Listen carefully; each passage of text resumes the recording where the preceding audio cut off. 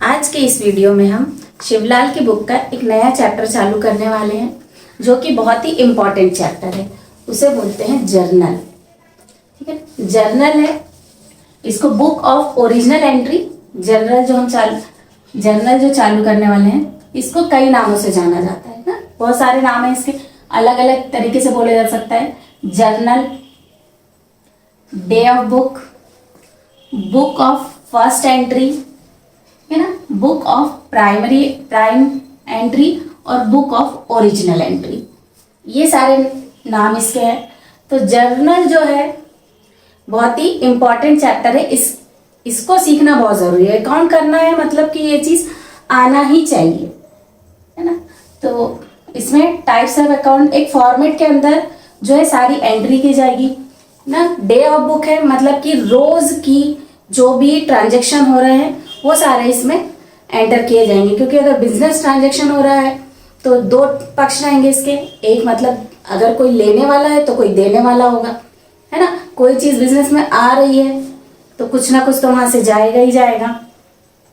Loss होगा, income होगी, हर चीज के दो साइड रहेंगे। तो वैसे डबल एंट्री सिस्टम है, तो हम इसमें एक साइड होती है डेबिट और दूसरी साइड होती है क्रेडिट। डेबिट जो है वो लेफ्ट हैंड साइड रहता है और क्रेडिट जो है वो राइट हैंड साइड रहता है, ठीक है ना। तो जो हम फॉर्मेट बनाएंगे उसमें डेबिट लेफ्ट हैंड साइड और क्रेडिट राइट हैंड साइड, तो दो पार्ट रहेंगे, है ना। डबल एंट्री सिस्टम है, दोनों तरीके से चलेगी, दो एंट्रीज होगी, दो अकाउंट इसमें इफेक्ट करेंगे। तो पहले तो types of account, real account, personal account और नॉमिनल अकाउंट, ठीक है। 3 टाइप्स के अकाउंट होते हैं। इसमें रियल अकाउंट की जो भी चीजें रहती है, जिससे इसमें क्या चीज डेबिट होगी, जो बिजनेस में आ रहा है, ठीक है ना। व्हाट कम्स इन, बिजनेस में जो चीज आएगी उसको क्या करेंगे, डेबिट करेंगे। जैसे कोई भी एसेट्स खरीदी गई, है ना, या कैश आया बिजनेस में, कैश भी एसेट्स है, बिल्डिंग, फर्नीचर, ये सारे एसेट्स है। तो जब ये बिजनेस में आएंगे तो बिजनेस में जो चीज आ रही है वो क्या कहलाएगी, डेबिट कहलाएगी, है ना। तो व्हाट कम्स इन, तो जो बिजनेस में आ गया, बिल्डिंग, फर्नीचर, ये सारी चीजें क्या हो जाएगी, डेबिट हो जाएगी। अब आ तो गया तो बिजनेस से कुछ ना कुछ तो गया ही होगा, तो जो भी चीज बिजनेस से जाएगी वो क्या कहलाएगी, क्रेडिट में जाएगी। तो व्हाट गोज आउट सॉरी, जो चीज बिजनेस से जा रही है उसको क्या करेंगे, क्रेडिट करेंगे।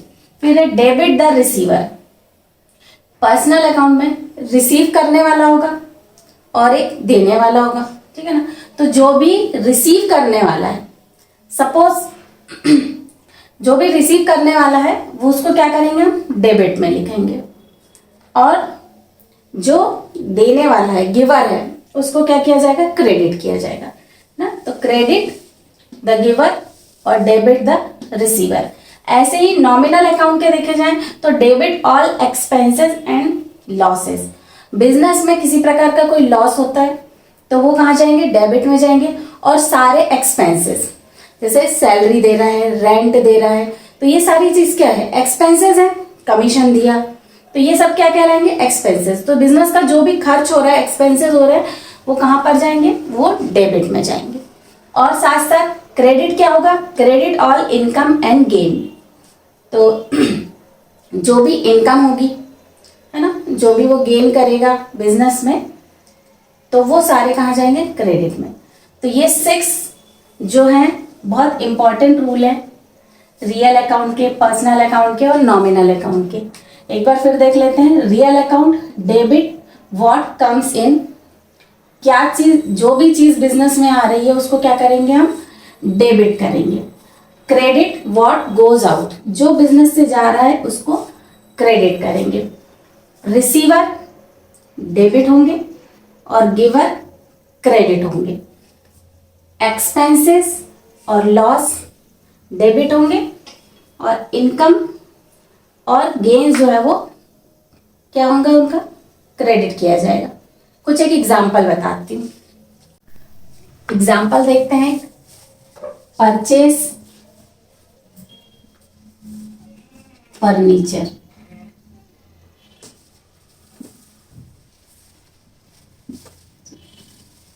फर्नीचर परचेस किया गया, ठीक है, तो देखो दो तरीके से कैसा हो रहा है कि फर्नीचर जो है बिजनेस में आया।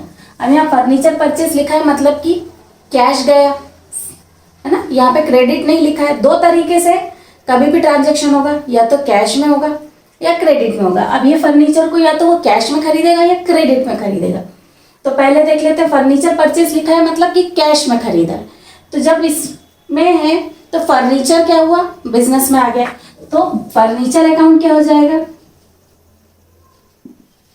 Furniture account DR। ठीक है, बाद में फॉर्मेट बना के अमाउंट कैसे लिखना है वो मैं बता दूंगी। उसके साथ साथ बिजनेस में जब फर्नीचर लिए, कैश में लिए, तो कैश बिजनेस से क्या हुआ, चला गया, तो टू कैश अकाउंट। ठीक है, तो जो है कैश बिजनेस से गया। तो दो तरीके इसमें हुए कि फर्नीचर आया और कैश गया।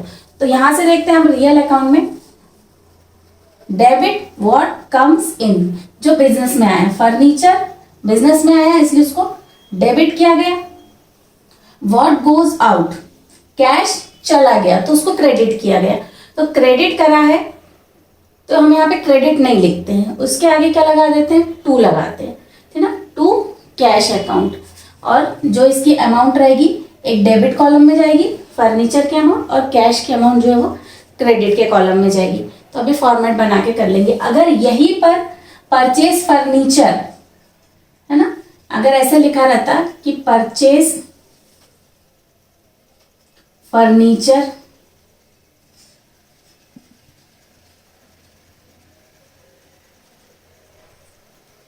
ऑन क्रेडिट,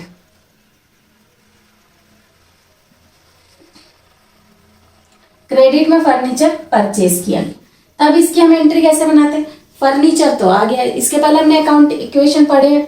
तो फर्नीचर बिजनेस में आया तो फर्नीचर अकाउंट क्या हो जाएगा, डेबिट हो जाएगा, अकाउंट डेबिट, DR लिखते हैं, ठीक है ना, डेबिट को। और क्रेडिट है तो क्या हो जाएंगे, क्रेडिटर हो जाएंगे। अब देखिए क्रेडिटर कैसे, तो क्रेडिटर यहां पर तो नहीं है कि व्हाट गोज आउट, गया क्या है, कुछ नहीं, है ना, क्योंकि कैश तो गया नहीं, क्रेडिट में खरीदा। तो इन दोनों में से एक चीज तो मिली हमको कि क्या बिजनेस में आया, लेकिन गया कुछ नहीं है। तो हम दूसरे अकाउंट इसमें देख लेते हैं, पर्सनल अकाउंट में डेबिट द रिसीवर और क्रेडिट द गिवर। तो क्या है, देने वाला है कोई, किसी ने दिया है फर्नीचर, उधार में दिया है, तो हमको क्रेडिट में क्या करना है, गिवर को करना है। अगर किसी का नाम लिखा आता है तो उसको हम यहाँ पे टू में कर देंगे, अगर नहीं लिखा है तो हम क्या लिखेंगे, क्रेडिटर, क्रेडिटर, टू क्रेडिटर। ठीक है, अगर उधार में है तो यहाँ पर क्रेडिटर का नाम आएगा, क्योंकि क्रेडिटर जो है वो देने वाला है, उसने फर्नीचर दिया है। ठीक है, ऐसे ही और बहुत सारे एग्जाम्पल हम पढ़ेंगे, एक्सपेंसेस के, लॉस के, इनकम के, जो है क्वेश्चन सॉल्व करते करते सारे एग्जाम्पल सीख लेंगे कि किस तरीके से किस चीज़ को डेबिट किया जाता है, किस चीज़ को क्रेडिट किया जाता है। इसका हम फॉर्मेट के तौर पे समझते हैं।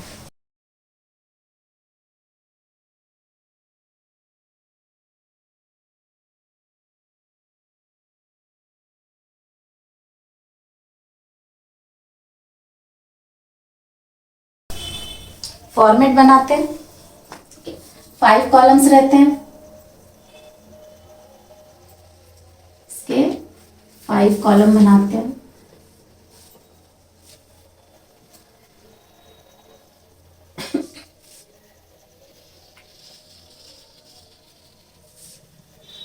Date, particular, LF, amount DR, और ये हो गया अमाउंट CR। ये 5 कॉलम रहते हैं। ठीक है, जर्नल में डेट, पर्टिकुलर,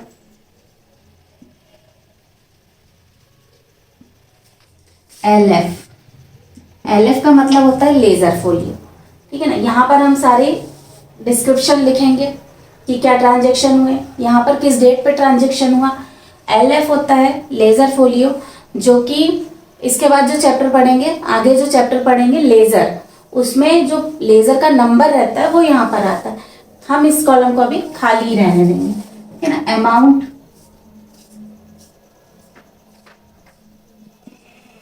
DR और अमाउंट CR,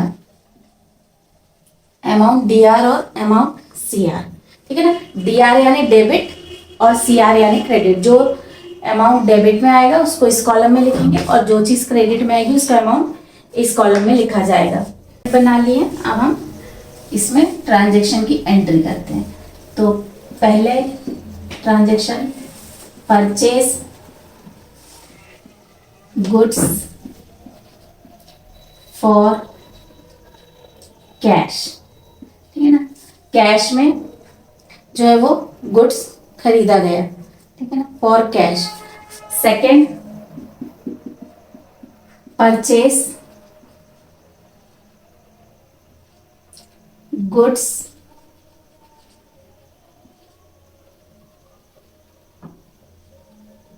फ्रॉम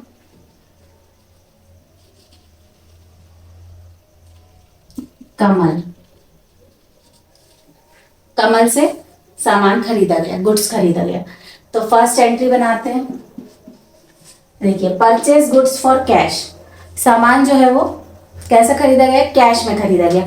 तो यहाँ पर क्या हुआ, परचेज क्या होता है, एक्सपेंसेस होता है, ठीक है ना। परचेज क्या है, एक्सपेंसेस है। अभी थोड़ी देर पहले जो रूल्स बताए थे उसमें सारे एक्सपेंसेस क्या किए जाते हैं, डेबिट किए जाते हैं। तो परचेज, यहाँ पर हम गुड्स नहीं लिखते हैं, परचेज ही लिखते हैं। परचेज अकाउंट DR, ठीक है ना। एक्सपेंसेस क्या होते हैं, DR होते हैं। तो सपोज ये 1000 का जो है उसने गुड्स कैसे खरीदा है, कैश में खरीदा है, ₹1000। तो ये परचेज गुड्स और कैश में परचेज अकाउंट DR जो बिजनेस में आता है, एक तो DR होता है, साथ साथ क्या हुआ, परचेज क्या है, एक्सपेंसेस, एक्सपेंसेस DR होते हैं।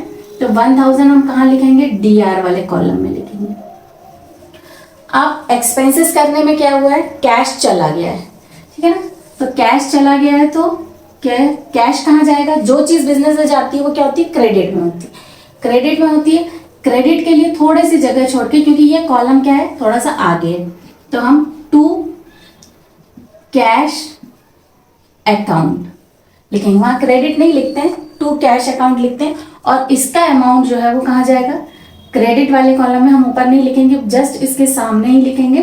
कितने का है, 1000 का, रुपीज लिख लेंगे, 1000 का कैश। इसके साथ साथ नरेशन बनाई जाती है ना, being goods purchase for cash, ठीक है। ये नरेशन हो गई और इसके बाद क्या करते हैं, लाइन को क्लोज कर देते हैं। तो ये हमारी एक एंट्री बताई मैंने। अब इसी की हम क्रेडिट की एंट्री देखते हैं। तो सेकेंड एंट्री है purchase goods from Kamal. Suppose उसने ₹2000 का क्या खरीदा है, गुड्स खरीदा है, किससे, कमल से। यहाँ लिखा नहीं है क्रेडिट में खरीदा है, ठीक है ना, सिर्फ नाम लिखा है। या तो यहाँ पर किसी का नाम लिखा रहे, किसी पर्सन का, या फिर ऑन क्रेडिट लिखा रहे। तो अभी हम क्या समझेंगे, क्रेडिट लिखा है तो यही समझेंगे कि क्रेडिट में खरीदा, लेकिन नाम लिखा है तो भी क्या कहेंगे कि क्रेडिट में। हाँ, नाम के साथ अगर लिखा रहता है purchase goods from Kamal for cash, या कैश में कमल से सामान खरीदा, इस तरीके का कुछ जो ट्रांजेक्शन रहता तो उसको कैश मानते हैं। यहाँ पर कैश नहीं लिखा है, नाम लिखा है। इसका मतलब ये है कि जो है सामान कैसा खरीदा गया है, कैसे परचेज किया गया, क्रेडिट में परचेज किया गया। तो परचेज क्या है, एक्सपेंसेस। पहले तो एक्सपेंसेस देख लेते हैं कि परचेज अकाउंट कहाँ जाएगा, DR में जाएगा, क्योंकि एक्सपेंसेस DR होते हैं। और इसका अमाउंट कहाँ आ जाएगा, DR वाले कॉलम में, जस्ट सामने। इसके बाद जो है देने वाला गिवर है कमल, है ना। तो यहाँ पर जो गिवर रहते हैं वो कहाँ जाते हैं, क्रेडिट में जाते हैं। टू कमल। नाम के साथ अकाउंट नहीं लिखते हैं, लेकिन अगर हम अकाउंट लिख रहे हैं तो हमको साथ साथ कमल्स लिखना पड़ेगा, कमल्स अकाउंट, या फिर कमल भी लिख सकते हैं। इसका जो अमाउंट कहाँ जाएगा, क्रेडिट वाले कॉलम में जस्ट सामने, और नरेशन बनाएंगे, being goods purchase on credit. ये हमारी हो गई नरेशन बन गई। इसके बाद तो ये टोटल का कॉलम बन गया, यहां लिखेंगे टोटल, और इसको टोटल करते हैं, ये हो गया 3000, और इस साइड का भी हो गया 3000।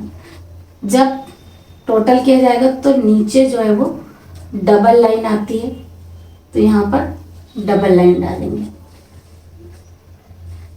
तो ये एग्जाम्पल के थ्रू एक एग्जाम्पल देकर ट्रांजैक्शन कैसे लिखना है फॉर्मेट में ये बताया। अब जो है सारे क्वेश्चन सॉल्व करेंगे तो उसमें हम बाकी सारी चीज़ें सीखेंगे कि एसेट्स कैसे डेबिट करते हैं, कैश कहाँ जाता है, आने पर कहाँ जाता है ना, और अगर बिजनेस से जा रहा है तो कैसे उसकी एंट्री होगी। तो वो बाकी चीज़ें हम क्वेश्चन में सॉल्व करते हुए सीखेंगे।